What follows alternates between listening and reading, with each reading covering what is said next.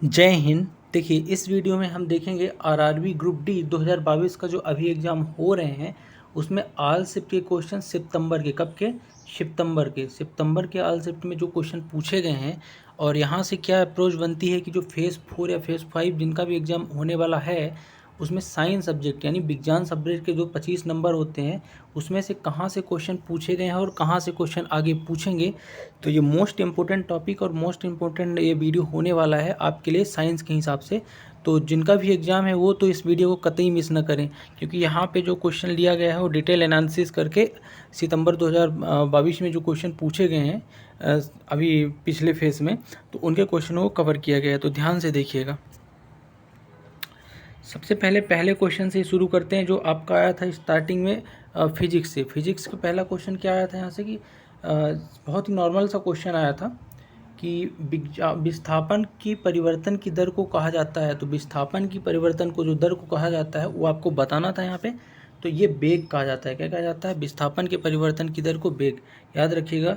ठीक है, नेक्स्ट बात करते हैं सेकंड क्वेश्चन। जो इस तरह के क्वेश्चन आ रहे हैं कि यदि यम द्रव्यमान वाली वस्तु को जमीन से h ऊंचाई से उठाया जाता है तो इस क्रिया के लिए बल की आवश्यकता होती है। तो वस्तु को उठाने के लिए आवश्यक न्यूनतम बल किसके समान होगा? ठीक है, एक बार क्वेश्चन में रिपीट करता हूँ आपके लिए कि यदि क्वेश्चन क्या है, यदि यम द्रव्यमान वाली वस्तु, कोई वस्तु है यम द्रव्य, उसका कुछ भी द्रव्यमान है और उसे किसी ऊंचाई तक उठाया जाए और उठाने के बाद इस क्रिया में जो बल की आवश्यकता होती है तो वस्तु को उठाने के लिए आवश्यक न्यूनतम बल। अब देखो, मान लो आपके पास कोई गेंद है, उसको आप हाथ में उठाए कुछ ऊंचाई तक, अपने ऊंचाई तक, तो उसमें जो उठाने में उस गेंद को न्यूनतम बल लगा है वो बताना है। तो न्यूनतम बल क्या होता है आपको ये बताना है। तो न्यूनतम बल जो होता है वस्तु के वजन के समान होता है। ठीक है, जितनी वस्तु का वजन होगा उस हिसाब से लगाएंगे। ठीक, नेक्स्ट क्वेश्चन देखते हैं।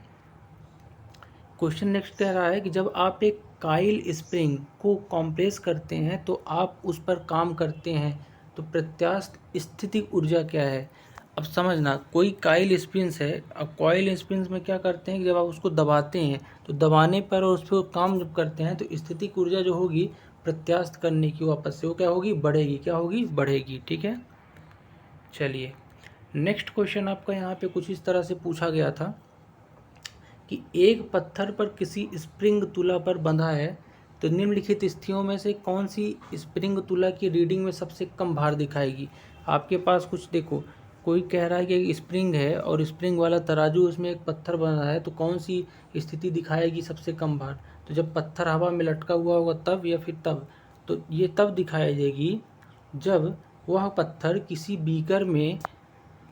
बीकर में पानी में आंशिक, सॉरी ये नहीं होगा, इसका आंसर होगा कि वह पत्थर जब किसी बीकर में पानी में पूरी तरह निमज्जित हो, यानी पूरी तरीक़ा से पानी में निमज्जित हो, तब ये आपकी यहाँ पे सबसे कम भार दिखाई देगा। यानी कि आपको पता होगा आर्किमिडीज का सिद्धांत पढ़ा है कि पानी के अंदर कोई चीज़ क्या होती है? भारहीन हो जाती है। जैसे आपने अगर कुएं से बाल्टी भर के पानी खींचा होगा तो पानी के अंदर वजन क्या होता है? आप लोगों ने बचपन में अनुभव किया होगा जो गाँव से होंगे। ठीक है, नेक्स्ट क्वेश्चन में बढ़ते हैं। नेक्स्ट क्वेश्चन आपका है कि सोडा वाटर की एक बोतल को गर्दन से पकड़कर तेजी से ऊर्ध्वाधर वृत्त में घुमाया जाता है, तो बोतल के किस भाग के निकट बुलबुले एकत्रित होंगे? लॉजिकल क्वेश्चन साइंस में पूछा जा रहा है इस बार। तो कोई सोडा वाटर की बोतल है, उसको गर्दन से आप घुमा रहे हो मुंह में लगा के, तो उसके बोतल के ढक्कन को, तो कह रहा है बुलबुले किस भाग में एकत्रित होंगे? तो बुलबुले जो है गर्दन के निकट होंगे। कहाँ होंगे? गर्दन के पास। ठीक है, चलिए नेक्स्ट क्वेश्चन देखते हैं। उत्प्लावन का केंद्र हमेशा क्या है? तो उत्प्लावन का केंद्र आपको बताना है। एक सेकंड।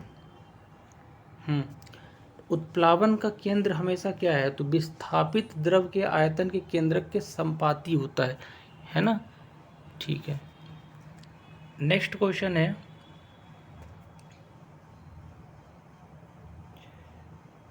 नेक्स्ट क्वेश्चन है कि जिसका तापमान लिया जाना है उसे स्पर्श किए बिना जिस उपकरण से उसका तापमान नापा जा सकता है वह क्या है? अब देखिए, ये बहुत ही अच्छी चीज़ है और बहुत ही मोस्ट इम्पोर्टेंट क्वेश्चन है, इसको नोट करिएगा। किसी का अगर टेम्परेचर लेना है, कोई बीमार है, तो उसको बिना छुए उसका टेम्परेचर ले सकते हैं किसके द्वारा? विकिरण या अवरक्त पायरोमीटर के द्वारा, जो रेडिएशन से लेता है। ठीक है, नेक्स्ट है कि प्रेशर कुकर में चावल जल्दी पक जाता है क्योंकि, अब प्रेशर कुकर है उसमें चावल जल्दी क्यों पक जाता है? क्योंकि उच्च दाब जल के क्वथनांक को बढ़ा देता है। क्या कर देता है? उच्च दाब जो है जल के क्वथनांक जब बढ़ेगा तो चावल जल्दी पकेगा। ठीक है, नेक्स्ट क्वेश्चन है 80 डिग्री सेंटीग्रेड पर 2 लीटर पानी को एक प्लास्टिक की एक बाल्टी में डाला गया जिसमें पहले ही 1 लीटर पानी 20 डिग्री पर था, तो पानी का अंतिम ताप क्या होगा? तो पानी का अंतिम ताप क्या होगा? देखिए, टेम्परेचर आपको पता है क्या होता है, लीटर से तो कोई मतलब नहीं। टेम्परेचर जो है लो टेम्परेचर से हाई टेम्परेचर से लो टेम्परेचर की तरफ टेम्परेचर क्या होता है, इक्विलिब्रियम करने की कंडीशन में कोच करता है। जैसे आप किसी गर्म व्यक्ति को, आप ठंडे में हो, ठंड लगी है, किसी गर्म व्यक्ति को छुओगे तो आपको गर्मी मिलेगी, यानी गर्म वाले का अधिक टेम्परेचर था, आपने ले लिया, तो कहीं ना कहीं 80 से 20 क्या होगा, ठंडा वाले का कम हो जाएगा, और कितना हो जाएगा, 60। ठीक है, नेक्स्ट क्वेश्चन देखते हैं। नेक्स्ट क्वेश्चन ये है कि एक सुरंग और इसके क्रमागत गर्त के मध्यम दूरी L है तो तरंग दैर्घ्य क्या होगी? तरंग दैर्घ्य 2L होगी। क्या होगी?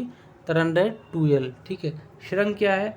ये देखिए, इस तरह की जो तरंगें होती हैं सुरंग और गर्त में चलती रहती हैं, तो सुरंग और इसके गर्त के मध्य जो L है दूरी, तो तरंग दैर्घ्य उसकी क्या हो जाएगी? 2L हो जाएगी। ठीक, नेक्स्ट क्वेश्चन है कि आवर्धक शीशा, एक सेकंड, आवर्धक शीशा मैग्नीफाइंग ग्लास क्या होता है? तो उत्तल लेंस होता है। क्या होता है आवर्धक शीशा? जैसे मैग्नीफाइंग ग्लास की जो बात कर रहा हूँ, क्या है पता है? जैसे आजकल मोबाइल, कोई छोटा मोबाइल अमेजोन वगैरह पे मिलता है ना, एक शीशा मैग्नीफाइंग ग्लास, जिसको अगर उसमें डाल दें तो बड़ी स्क्रीन दिखती है मोबाइल वगैरह को, तो वही है। तो ये उत्तल लेंस है। ठीक है, उत्तल लेंस। नेक्स्ट देखते हैं। नेक्स्ट है कि निम्नलिखित में से किस वैज्ञानिक ने सुझाव दिया था कि तत्वों के प्रतीकों का निर्माण तत्व के नाम के 1 या 2 अक्षरों से किया जा सकता है? तो बर्जीलियस ने बोला था कि 1 या 2 नाम से, जो आजकल होता है ना, जैसे क्लोरीन को Cl, सोडियम को Na, यानी कि ये बर्जीलियस ने बताया था। ठीक है, कि 1 या 2 अक्षर लिख सकते हैं। नेक्स्ट क्वेश्चन है, हाल ही में कौन सी खोज विज्ञान के क्षेत्र में एक बड़ी सफलता के रूप में मानी जाती है? तो इनमें से गुरुत्वाकर्षण तरंगों का पता लगाना एक बड़ी सफलता मानी जाती है। ठीक है, याद रखिएगा। नेक्स्ट क्वेश्चन है, किसी विलयन का पीएच उसकी डॉट डॉट की सांद्रता पर निर्भर करता है।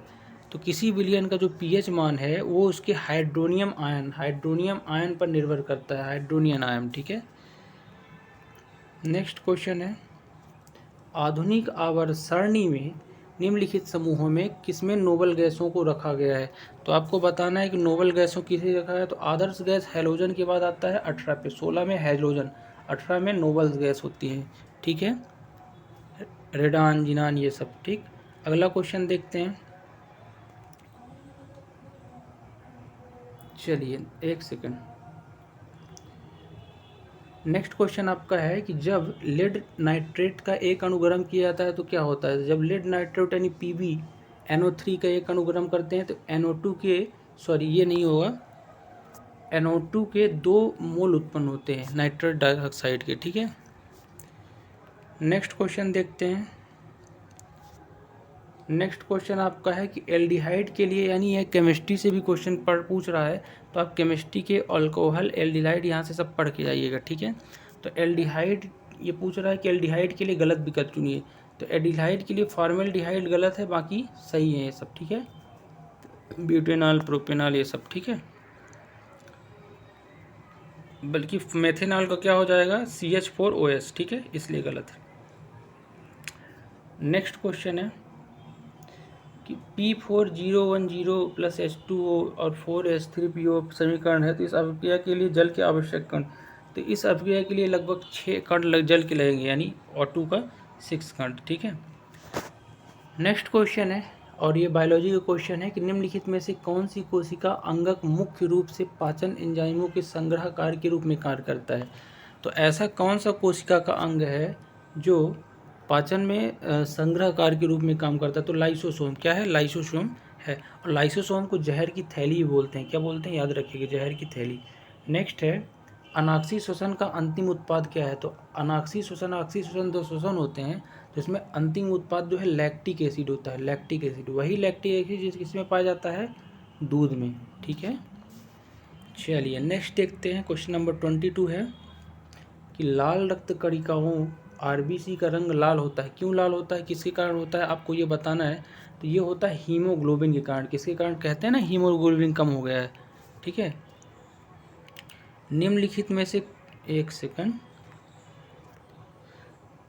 निम्नलिखित में से कौन प्रमस्तिष्क के बारे में सही नहीं है। प्रमस्तिष्क क्या होता है, मस्तिष्क का आगे वाला भाग प्रमस्तिष्क, मध्य मस्तिष्क और पश्चिम मस्तिष्क। ठीक है, तो इसमें से सही क्या नहीं है। तो ये सही है कि मस्तिष्क का सबसे बड़ा भाग होता है, मस्तिष्क गोलार्ध होता है, या मस्तिष्क अग्रशीर्ष और पार्श्व भाग बनाता है, बट जो प्रमस्तिष्क है मांसपेशियों गतिविधि का समन्वय नहीं करता। ठीक है, तो ये गलत हो जाएगा। ठीक, चलिए पुनर्जन्म का अर्थ है, बहुत इंपॉर्टेंट क्वेश्चन है। पुनर्जन्म का क्या अर्थ है, तो पुनर्जन्म का अर्थ क्या है, छोटे खंड से जीव के पूरे शरीर का निर्माण। क्या है, छोटे खंड से जीव के पूरे शरीर का निर्माण।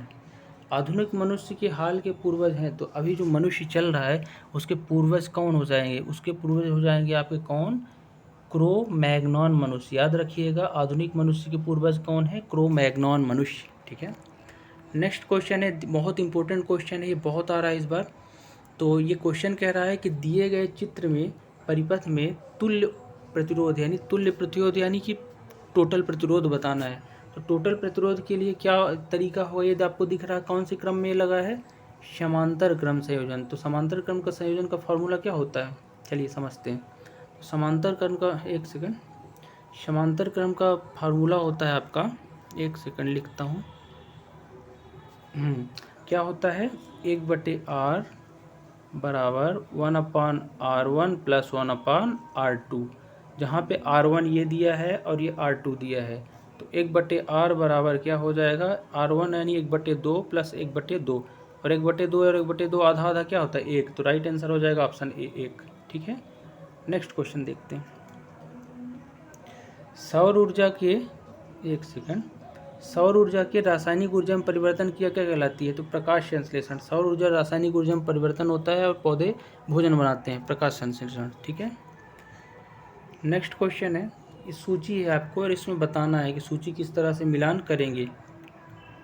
ठीक है, एक सूची क्या कह रही है, किस चीज़ से मिलान करना है, तो ये देखिए यहाँ पे HCl NOH और ये चीज़ें दी हुई हैं, और इनका कमरे पर ताप बताना pH मान में कितना होता है। तो इसका जो सही क्रम बनेगा वो बनेगा 3 2 1। कैसे, HCl का 12 हो जाएगा कमरे का pH मान कमरे के ताप पर, और NOH का 3 होगा और H2O का 7 होगा। ठीक है, कमरे पे।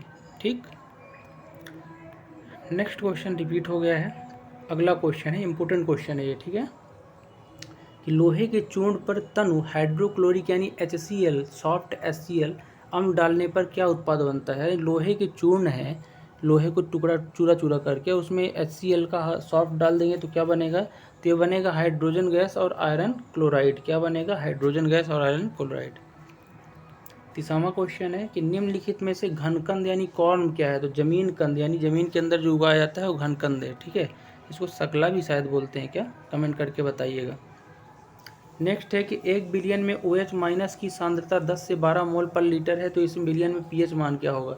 तो अगर सांद्रता 10 से 12 है तो pH मान क्या होगा, 2 होगा, हमेशा क्या होगा, अम्लीय होगा। ठीक है, नेक्स्ट है AC परिपथों में AC मीटर मापते हैं, तो AC मीटर क्या मापते हैं, RAMS रेट पर मिनट से क्या बोलते हैं इसको, थोड़ा भी कंफ्यूज हुआ है ये, आप इसको बोलते हैं RMS शायद। AC मीटर में जो है, यानी AC जो मीटर लगा रहता है इससे ये चीज़ें नापते हैं। अभी मुझे शायद याद नहीं आ रहा है, आप कमेंट बॉक्स में कमेंट करके बता सकते हैं कि क्या होगा RMS का फुल फॉर्म। ठीक है,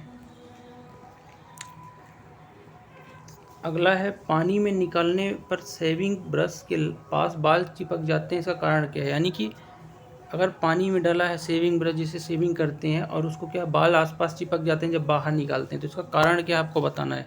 तो ये होता है आपका किसके कारण, पृष्ठ तनाव के कारण। पृष्ठ तनाव जानते हैं ना, वही जिसपे वर्षा की बूंदें क्या होती हैं, पत्ते में बूंद बूंद बन के रही आती हैं, बाहर नहीं गिरती नीचे, है ना, पत्ते में।